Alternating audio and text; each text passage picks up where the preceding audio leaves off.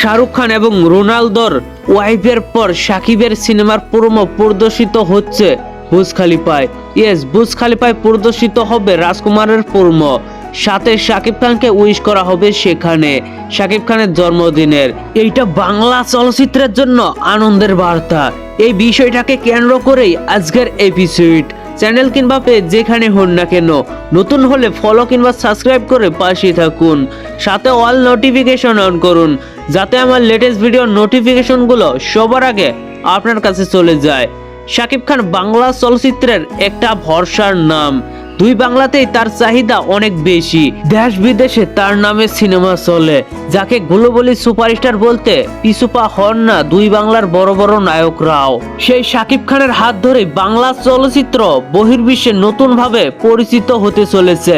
দুই বাংলায় সাকিবাই প্রথম কোনো হিরো যার সিনেমার প্রোমো বুর্জ খলিফায় দেখানো হবে এবং তার জন্মদিন উদযাপন করা হবে সেই বিখ্যাত বুর্জ খলিফায়।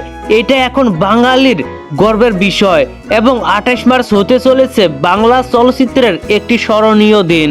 হ্যাঁ, 28 মার্চ শাকিব খানের জন্মদিন উপলক্ষে বুর্জ খলিফায় প্রদর্শিত হবে তার আপকামিং ঈদের মুভি রাজকুমারের প্রোমো ভিডিও, সাথে তাকে নতুন ভাবে উইশ করা হবে।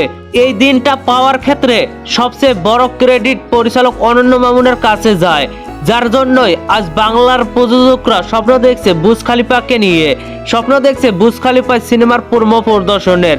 তারপরে আরশাদ আদনান ক্রেডিট পাবে। শাকিব খান, কোটনি কফি অভিনীত সামাজিক অ্যাকশন ড্রামা জনরার রাজকুমারে থাকছে বিশেষ কিছু চমক, যা সিনেমাটি দেখার পর বোঝা যাবে। পরিচালক, প্রযোজক এবং নায়ক সবাই আত্মবিশ্বাসী। রাজকুমার নতুন ইতিহাস গড়তে যাচ্ছে। ইয়েস, নতুন ইতিহাস গড়তে যাচ্ছে। আগামী ঈদুল ফিতরে কে কে রাজকুমার সিনেমাটি দেখার অপেক্ষায়, অবশ্যই নিচে থাকা কমেন্ট বক্সে জানাতে ভুলবেন না। আর হ্যাঁ, আপনি কোন দেশ থেকে আমার ভিডিওটি দেখছেন সেটাও নিচের কমেন্ট বক্সে জানাতে ভুলবেন না। আর ভিডিওটি ভালো লাগলে একটি লাইক দিয়ে বন্ধুদের মাঝে বেশি বেশি করে শেয়ার করুন। ধন্যবাদ পুরো ভিডিওটির সঙ্গে থাকার জন্য।